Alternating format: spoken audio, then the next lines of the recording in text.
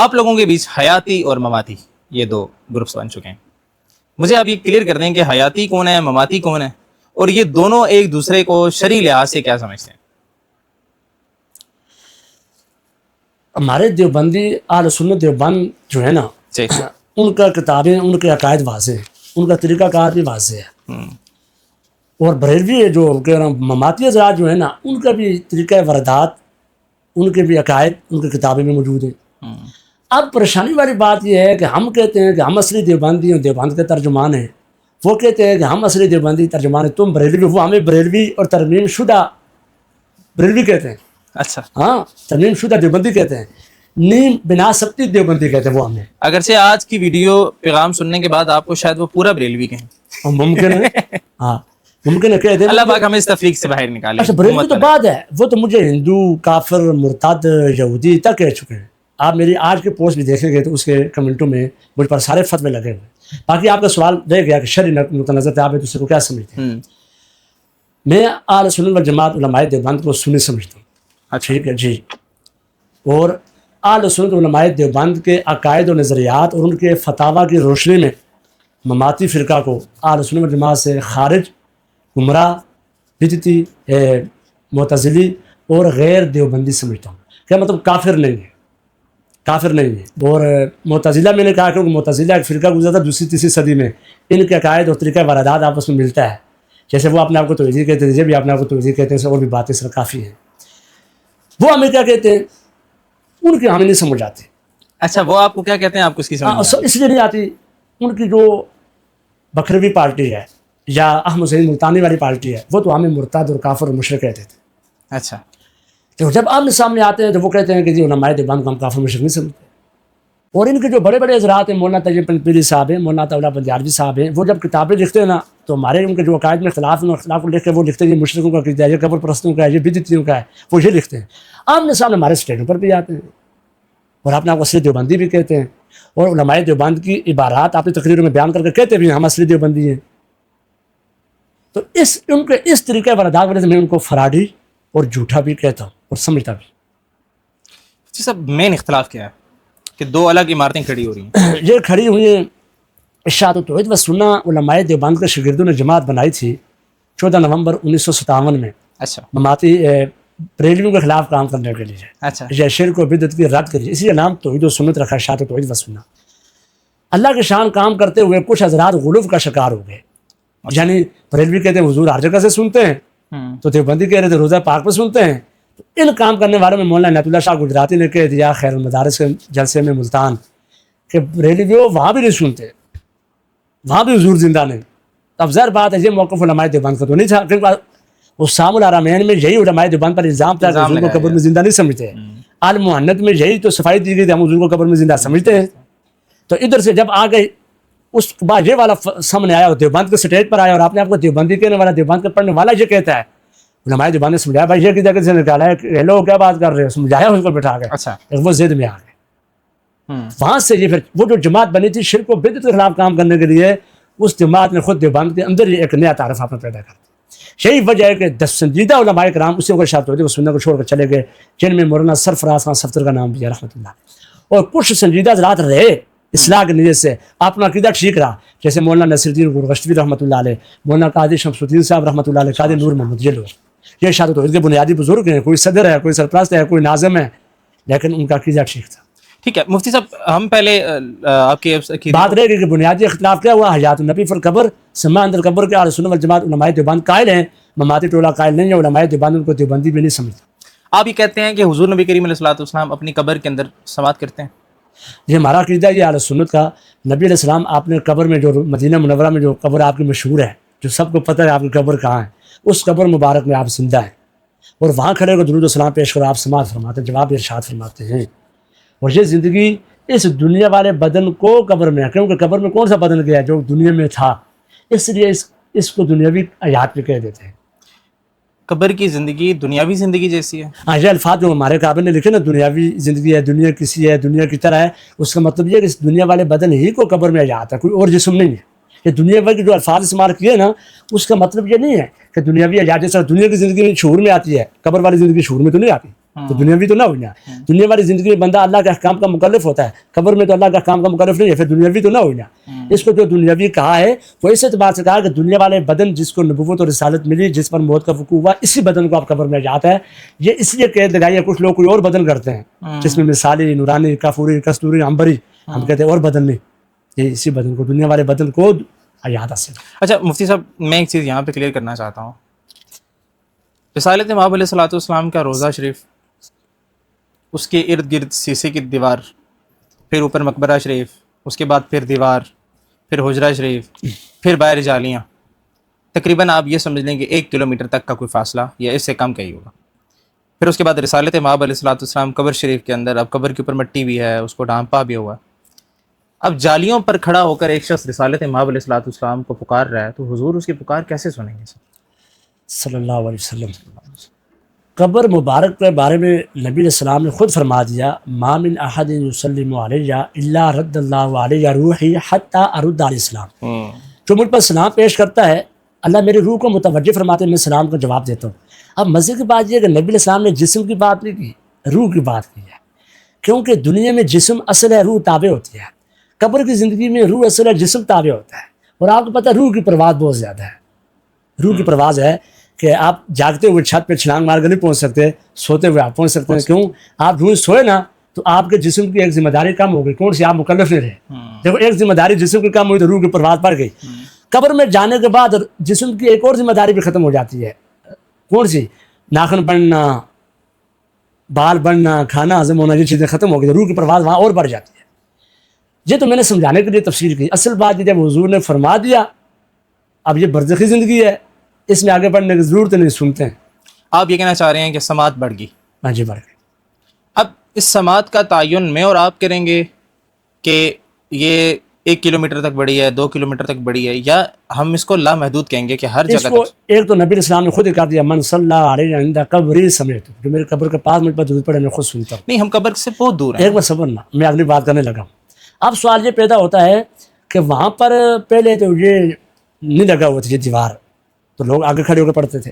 اس کا جواب مواہب دنیا میں علامہ زرقانی نے بہت عجیب دیا. جلد نمبر 7 ہے, صفحہ 372 غالباً, بہت پہلے دیکھا تھا.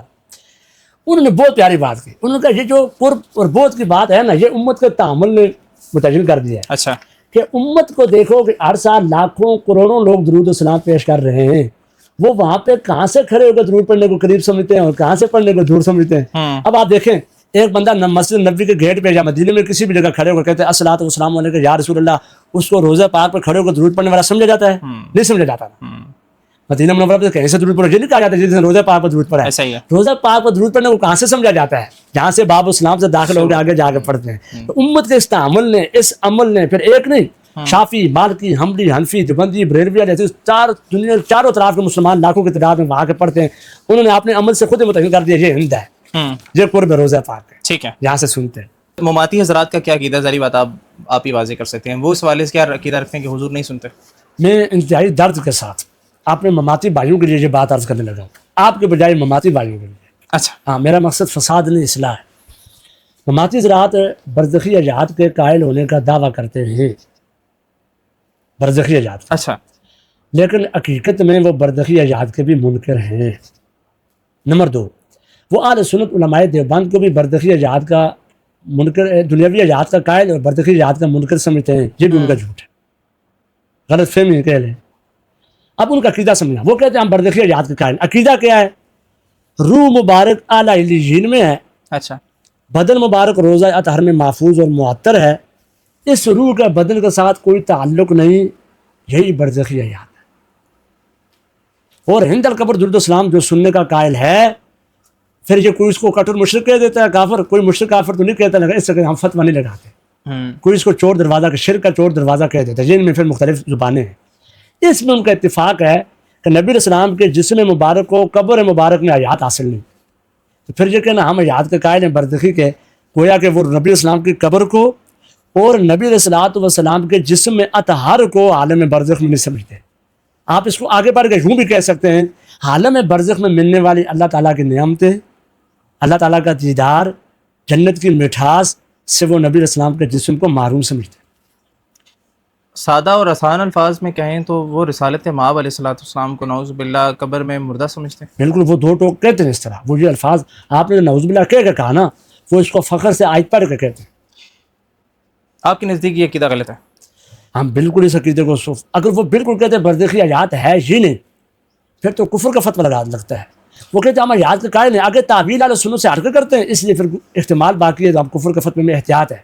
گمراہی کا فتویٰ, وہ گمراہی کا فتویٰ بھی میں نے نہیں دیا. اچھا, سب سے پہلے یہ فتویٰ مولانا عنایت اللہ شاہ گجراتی نے دیا ہے. مولانا عنایت اللہ شاہ گجراتی کے استاد مفتی مہدی حسن نے دیا ہے, جو دارالعلوم دیوبند کا صدر مفتی بھی رہے ہیں.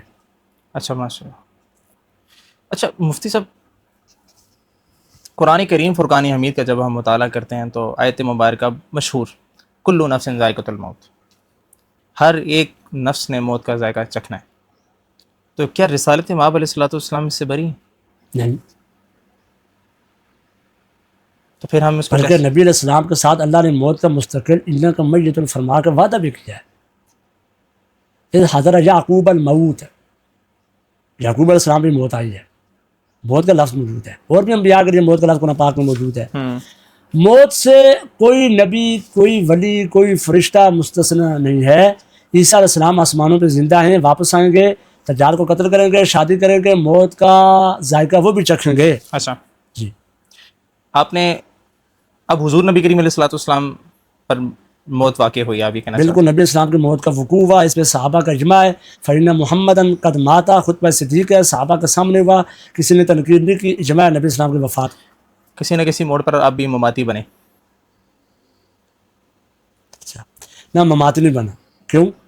مماتی اس کو کہتے ہیں جو موت کے بعد جسمانی حیات کا منکر ہو, جبکہ ہم موت کے بعد جسمانی حیات کے منکر نہیں ہیں. اچھا. ہم مماتی تب بنتے کہ ہمارا اور مماتی کو یہ اختلاف ہوتا ہے موت آئی یا نہیں آئی ہے. وہ کہتے ہیں جی ہم موت کے قائل نہیں, یہ موت کے قائل نہیں, تو پھر آپ مجھے کہہ سکتے ہیں آپ مماتی بن گئے. اچھا. جھگڑا موت میں ہے نہیں ہے, جھگڑا تو موت کے بعد والی حیات میں ہے. اچھا, ہاں, اس لیے اللہ مجھے مماتی نہ بنائے. آپ نے جو آیت مبارکہ کا ذکر کیا, انک میتون وانہم میتون, اس آیت مبارکہ میں اللہ تعالیٰ نے کیا فرمایا سر؟ اس میں وعدہ موت ہے. اے پیغمبر آپ میتون نا, یہ تموتو کے معنی میں آتا ہے. اے پیغمبر آپ نے بھی فوت ہونا ہے, وانہم میتون, انہوں نے بھی مرنا ہے. ٹھیک ہے نا, باقی امت نے, کافروں نے, سب نے مرنا ہے.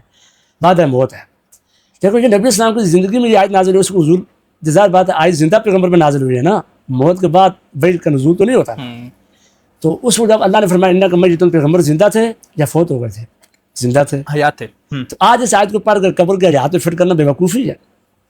نہیں, مسئلہ یہاں پہ یہ ہے کہ یہ انک میتون یہ جملہ اسمیہ ہے. آپ کو بھی پتا ہے کہ جملہ اسمیہ دوام و استمرار پر دلالت کرتا ہے, تو یہ مستقل موت کا ذکر نہیں ہے یہاں پہ. میتون تموتو کے معنی میں ہے نا. اگر آپ وہ والی بات کرتے ہیں دوام اور استمرار والی, پھر جب آیت اتری تھی اسی وقت سے نعوذ باللہ پھر نبی اسلام کو زندہ نہیں سمجھنا چاہیے. دوام استمرار ہے. انک میتون, بے شک آپ پر بھی موت, آپ یہ سمجھے کہ موت آپ پہ بھی آنی ہے, امت پہ بھی آنی ہے. موت آ گئی, ہاں, اس کے بعد یہ برقرار رہے گی نا, کیونکہ جملہ اسمیہ ہے. نہ برقرار نہیں رہے گی. اچھا, برقرار نہیں رہے گی اس لیے کہ اب جملہ اسمیہ آپ نہ باقاعدہ آپ کو فٹ کرنے کی اجازت نہیں ہوگی. کیوں؟ اس لیے کہ اب اگر پھر نس آ گیا کہ وفات کے بعد حیات ملتی ہے برزخی, جس میں عذاب ثواب ہوتا ہے. قرآن کی آیت موجود ہے اس پہ؟ برزخی حیات پر عذاب و ثواب پر کل آیات 82 کے قریب ہے. کوئی ایک دو ریفرنس کے طور پر آپ بیان کرنا چاہیں جس میں بیان ہو کہ آپ برزخی حیات میں دنیاوی حیات جیسی آپ کی حیات ہے؟ میں بتاتا ہوں. بہائی نہیں تو لفظ برزخی حیات کے تو قرآن پاک میں الفاظ نہیں ہیں, نہ دنیاوی حیات کے الفاظ ہیں. عذاب قبر, عذاب ثواب قبر کا وغیرہ کا حیات کے الفاظ قرآن پاک میں جہاں سے ہوں گے نا, اس سے آپ یہی سمجھیں کہ مرنے کے بعد جسم کو حیات ہے. کافر کو عذاب کے لیے, مومن کو ثواب کے لیے, پیغمبر کو اور نعمتوں کے لیے بھی.